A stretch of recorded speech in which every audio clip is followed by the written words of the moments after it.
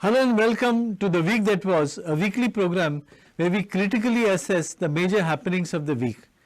To discuss this week, that is from 30th June to 5th July, I have with me the group editor of Herald Publication, Mr. Sujay Gupta.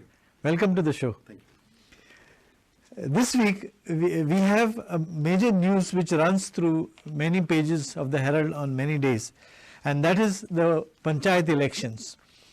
Now, in this, the judgment was already given in the previous week by the High Court when a petitioner approached the court on delay in Panchayat elections. Yes.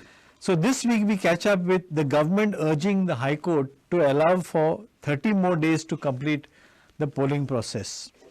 Now, on another day, that is the 1st of July, we have the court decision wherein the court had said that the government petition will not be entertained, and they said the polls have to be held on August the 10th.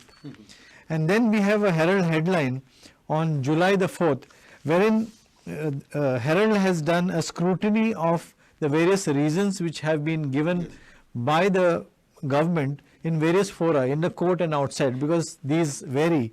And that headline reads, OBC reservations to monsoons, to assembly session, to Ganesh Chaturthi, government tried it all to stop Panchayat election but couldn't.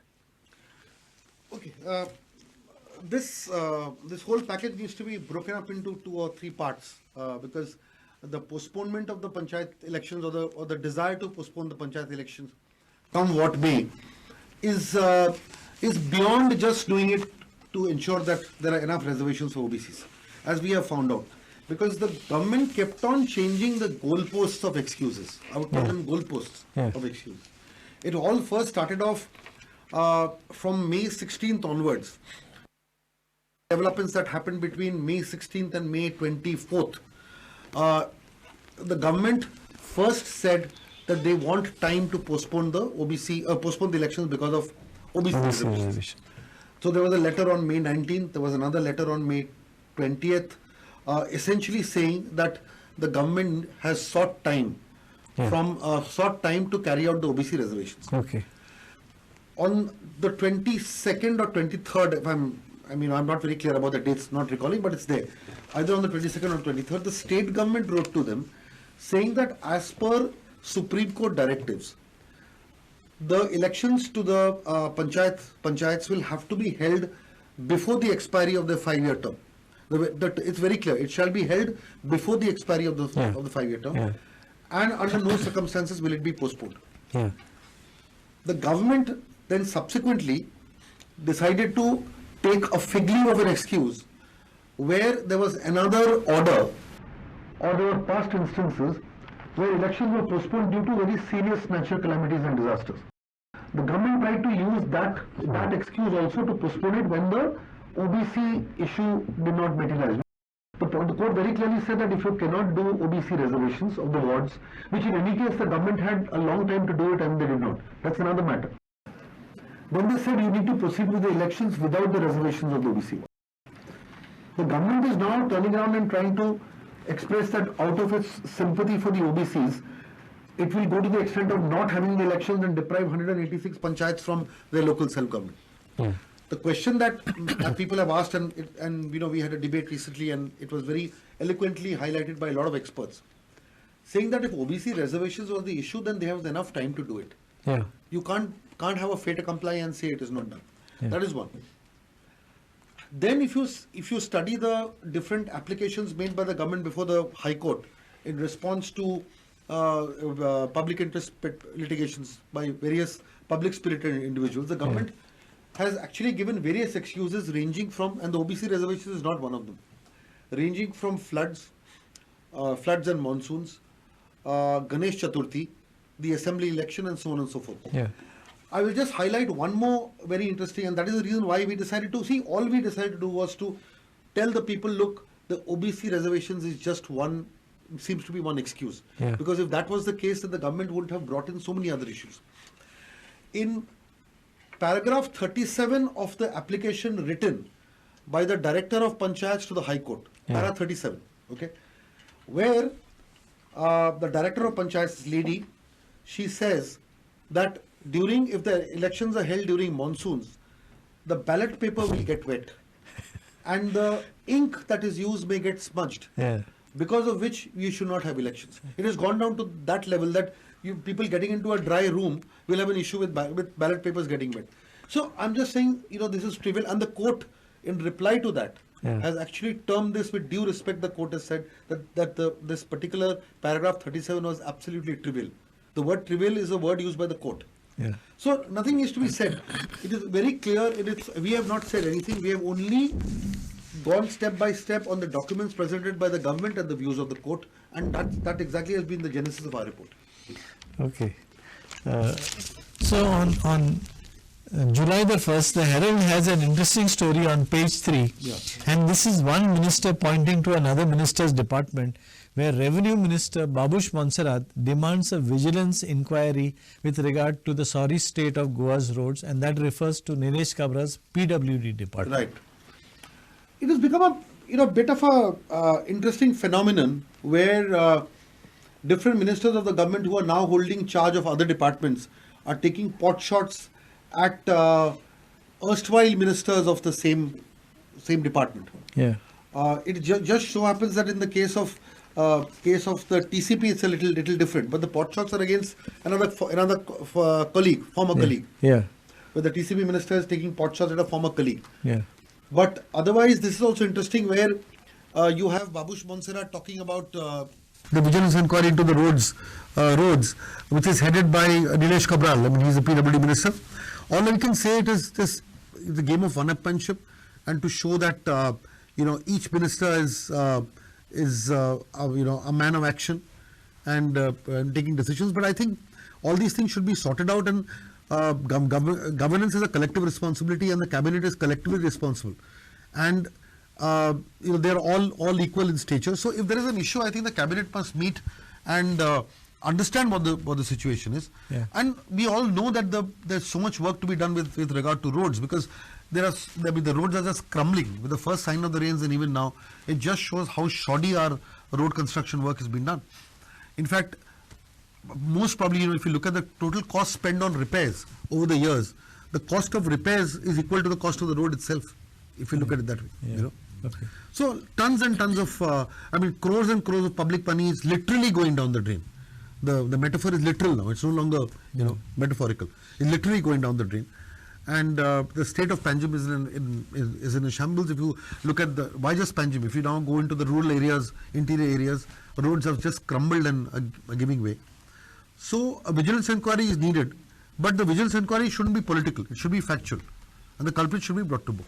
Now, in this case, when some of our reporters have interviewed Nilesh Kabra, he has welcomed this inquiry, and he says, in fact, I was the one who was initiating an internal departmental inquiry against the state of roads. That is one thing he said. Right. The second thing he says is that the contractors had time only to put one coat, and therefore it was incomplete. But still, he says, the contractors are guilty. No. The point is that why did the contractors have time to put one coat? Let's ask this. When you are giving a particular contract, then there are terms of references, and there are very clear deliverables. Yeah. Now these deliverables have to be done. If you want to know the real story, and something that people will not speak about, is that very often, and this has been historical, I'm not saying this is with reference to the contractors he's referring to. Yeah. Contractors who have money who need to spend for 3 coats, ultimately spend for 1 coat, because after you give so many kickbacks to ministers and others, there is very little remaining with the contractor to actually do work with. Yeah. So my point is, if this whole kickback mechanism stops, roads will also become proper. You have to blame the contractors, but it's not just the contractors, because when contractors end up spending so much of kickbacks, they will obviously cut down on the project. Yeah. And it's a gross reality. Yeah. Okay. Now moving on to 2nd of July, that is Saturday, there is a news in Herald that the former Archbishop Emeritus, he bids farewell to the Archdiocese bids farewell to a courageous pastor, Archbishop Emeritus Raul Gonsalves. So, in a very critical role he played, especially in the post-liberation era, where because of liberation, the Portuguese Archbishop had to move to Portugal, and then he was the Archbishop from 1972 onwards. and heading the church at a very critical phase when this transfer was Yes, taking place.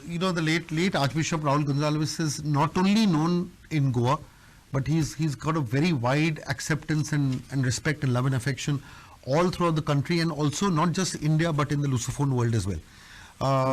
And it is basically because of the reasons that you just spoke, because he shepherded the whole church at a time when a lot of transition was going on, and he had to guide people, guide the flock as it were, heal them, and he did it with a lot of humility and simplicity. In fact, the homily at his funeral was based on the whole theme of to serve and not to be served.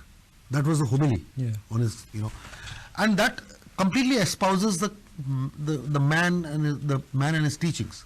He's always his constant refrain was that you need to serve. It's not about you being served, and service of the people is extremely important. Another very important aspect of his life and work was that he was probably the only archbishop who took it upon himself to spread education.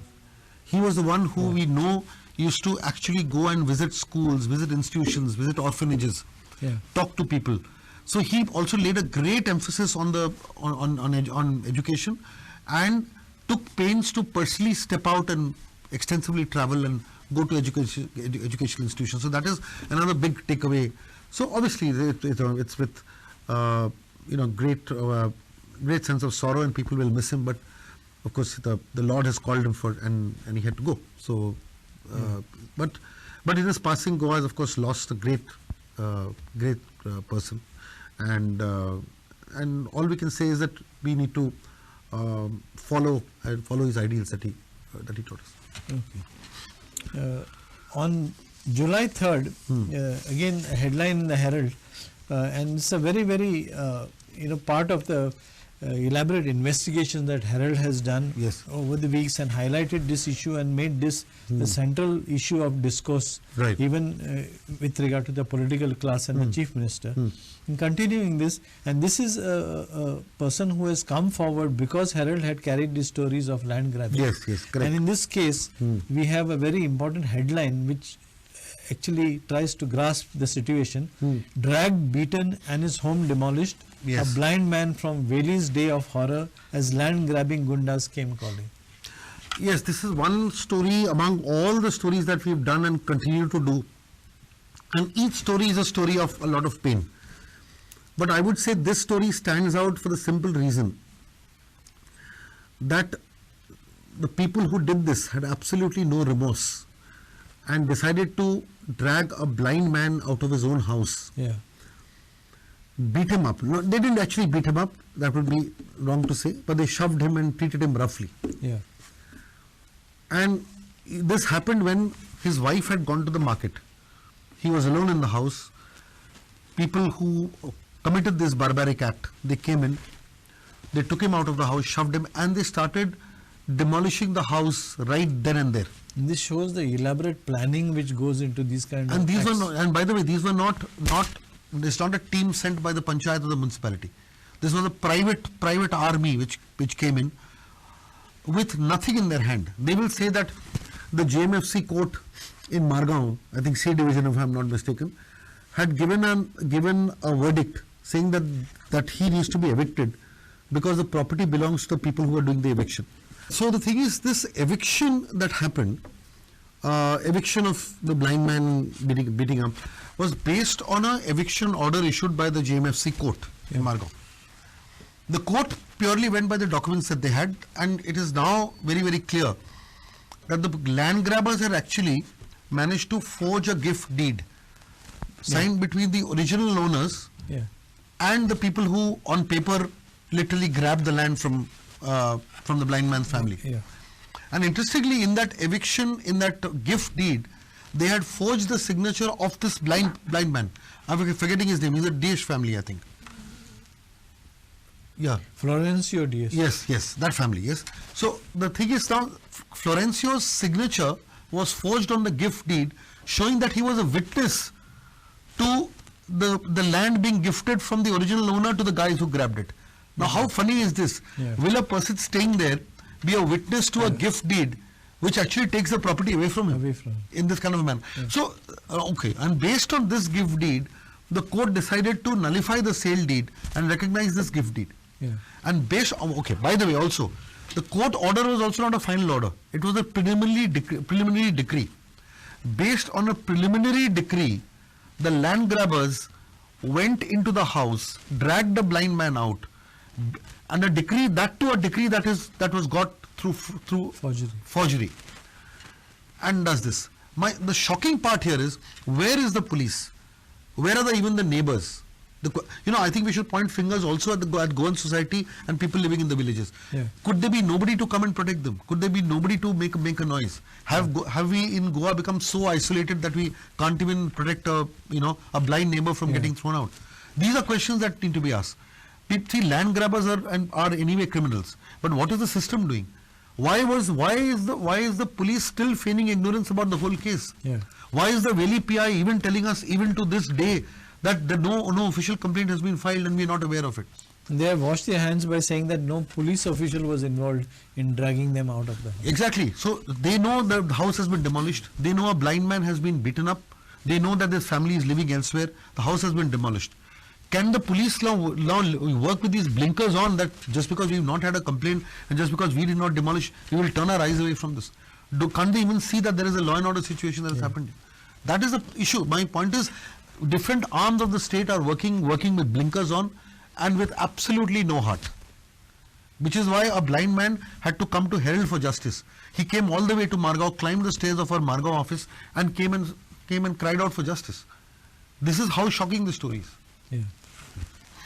Okay. On the same day, July 3rd, Goa is trumpeted as one of the high-performing states, well-educated state, high development parameters, including infrastructural development.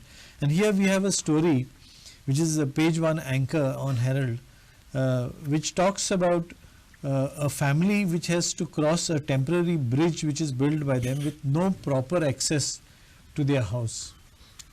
Yeah, this is in Perne Taluka, I think. Yeah, Morji. In Morji, yeah. So the thing is, in Morji again, the shocking part here is that this family has been living there for years. Yeah. For 2 decades, they have a very simple desire that we have a house here. Our house is not connected to the road or anywhere else. We need to reach our house. And it so happened that the rest of the area is such that you cannot have cars or vehicles coming to the house. Even people cannot even walk to the house. Yeah. So imagine for two decades, for 20 years, they've been asking for this simple road to be built. Yeah. And it hasn't happened. What is shocking is that in 20 years, you can build an international airport, but you can't build a small road in front of somebody's house. Yeah. You are building so many flyovers and highways. Today, in fact, the National Highways Minister, Nitin Gadkari, sent out a series of tweets with photos, patting himself on the back for this major construction, that major coastal road from Karnataka to Goa. Yeah. You can spend thousands and thousands of crores to build a coastal connectivity road, which is good. I'm not saying the project is bad. Yeah. But you can't, but you don't have the heart to build a small road to connect a poor person's house in Morji. Yeah. You are building a grand Mopa airport, which is less than 15 kilometers from this man's house. Yeah. But you can't build a small road. He with his own money has built a small rickety wooden bridge connecting the road to the house. So I'm saying that when you talk of development, is this development? Should be the people. And that is exactly what we put on our slug there. Yeah. We asked the question in red there, is this development? Yeah. Okay. On Tuesday, that is the day we are shooting this episode, July the 5th, the lead story in Herald reads, Junior Rane's land recovery mission lands firmly in Kalangut. Yeah. And here you have the TCP board reverting 9.5 lakh square meters of land to the original status in Michael Lobo's backyard. See, though we agree that this is a part of a major political exercise, and it's a part of this whole power game between the TCP minister and the Kalangut MLA. Yeah. That's the backdrop. That is settled. We know, everybody knows that's the issue. But at the same time, if you look at the larger issue of land conversions and conversions from orchard areas, from no development zones into settlement and others, it has actually happened. A rampant conversion has happened in a manner that is very, very suspicious and probably illegal also. Yeah. So out of say 20 lakh square meters that has been converted, if 9 lakhs has been reverted, maybe on prima facie it is correct. Yeah. One needs to also see that the decision that has been taken is completely factual, as it should be, and not based on vendetta. But the fact that it has been converted, because we know that lands have been illegally moved out, and a lot of people from outside have benefited from these kind of conversions. Yeah. If there is a crackdown on it, prima facie for the whole state, and if this is going to be a pattern for the whole state, one should welcome it. Yeah. But the point is, the provocation is something else. That also we know. But to protect Goa's no development zones, to protect Goa's sand dunes, to protect Goa's orchards and agricultural lands, some kind of a crackdown is definitely needed. Then on page 2 in Herald today, we have this huge Package. collage of photographs and the package on the monsoon, Goa being battered by the monsoon. Yeah. And no matter what the governments do, whether it is the state government or it is the civic bodies, and in that is included also the smart city and the Right. pompous plans which are trumpeted from time to time. You have Goa battered, Goa flooded, there are landslides, people's houses getting flooded. So, how does one look at this development that is being trumpeted now and then? See, the answer is very simple. When every contract is born out of corruption, when there are so many kickbacks to every project, all the contractors are doing now is to have enough money to pay kickbacks, and with whatever left over, they are doing projects. So my point is, you can blame contractors, you can have vigilance inquiries against them, but what if the same contractors turn around and open their mouths as to how much of money has gone to the particular department? Yeah. If a project is of say 20 crores, and if you are giving a kickback of 12 crores, can you make a road which would cost 15 crores and 7 crores? You cannot. Yeah. Or 8 crores. Out of 20 crores, if somebody is given a kickback of 12 crores, you are left with 8 crores. Yeah. The genuine cost of the road would be at least 10 to 12 crores, though it's been billed as 20 crores. Yeah. Now with 8 crores, you cannot build a road where the minimum cost is 12 crores. 12 crores. So to save those 4 crores, you will have to have bad quality material, shoddy stuff, because of which this is happening. Nobody is actually addressing the main cause of this. The main cause of this is corruption. Yeah. Nobody likes to do shoddy work just for the sake of it, because the contractor also has to make some money. So this has become an absolute pattern, and it's eaten into the whole system in such a way that we don't seem to get a single road or single construction right. And because of which this happens during the rains. Bridges fall, roads crumble. It happens only and only because of this. Now, there's also an adjoining story which talks about a PWD contractor has lost his license over shoddy road works, and eyes are also, there are, the focus is there also on government servants who are approving this, especially from the PWD. Now, how does one look at this? Because the license of the contractor has been suspended for 2 years, no more work allotment to him during the term of suspension. Now, these are things which the PWD minister has put forth. Now, how do the people look at such kind of an action? See, in the olden days in feudal India, you used to have these rich landlords and thakurs, okay? And they used to have somebody called munims. They were these caretakers. And one of the responsibilities of these munims is when the grand thakur or the big landlord commits a crime, the munim had to go to jail. The same example is happening now in our day and age. All bureaucrats and lower level officials, and including lower level cops, they're all in that category of these munims. Their job is to basically take the blame and do it. I'm not for once saying that a government servant is not corrupt. Some government servants. I'm not even saying that the clean sheet should be given to the PWD contractor. But the fact is that they will make an example out of attacking one PWD contractor to give the impression that all is well and that we are handling corruption. Do you think any government servant will have the guts to sign a particular file or give a contract not to the L1 category but to the L3 category who's bid more, or somebody forges the figures and makes a L3 category into L1 category and then ultimately gives the contract? These things happen at the official level. But do you think any government official will have the guts to do this without the concurrence or sometimes even the direct order of the higher up? Yeah. So this is where we need to look at. You can blame the government servants. Of course, one can turn around and say, then why are you taking it? You can refuse and resign from the service that come. But it's easier said than done. Yeah. How many people will do it? How many people will resign from a government job because the minister is asking to do something. They all fall in line, and the system has become like that. Okay, so those were the headlines of this week. We hope that you enjoyed reviewing the headlines and the major happenings which took place. I thank my guest, Mr. Sujay Gupta, Group Editor of Herald Publications, for being with us and sharing his insights and analysis. Thank you for watching The Week That Was on Herald TV.